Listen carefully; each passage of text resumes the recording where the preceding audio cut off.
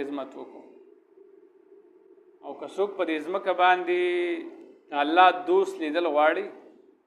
نو دا د مدرسو دا درویشان او ملنګان طلبا دي که نه د الله دوستان دي نه د چا نه تمه لري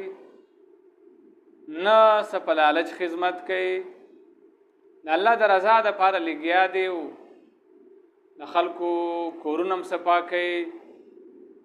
او ملبا مړی او چې کله ورته امانت میلاو شي هغه خپل مالک ته واپس کولو کوشش کوي یو طالب العلم ته وایي 15 تولې سونه میلاو شوې ده او هغه راوړه خپل استاد ته حواله کړه صاحب ما ته دا سونه میلاو شوې ده او دا د خپل مالک ته حواله کړی شي دا د امانتدارۍ د دیانتدارۍ څونه یو لوی پیغام دی چې مدرسو دې خلکو ته ورکوي چې په سر یې پټکي وهلي دي دا د دې علما او شاګردان دي چې د چا شي ته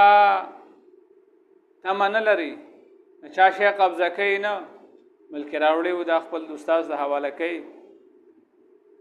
چې دا اصل مالک ته ورسوه نو دا په دې ځمکه باندې اولیاء الله دي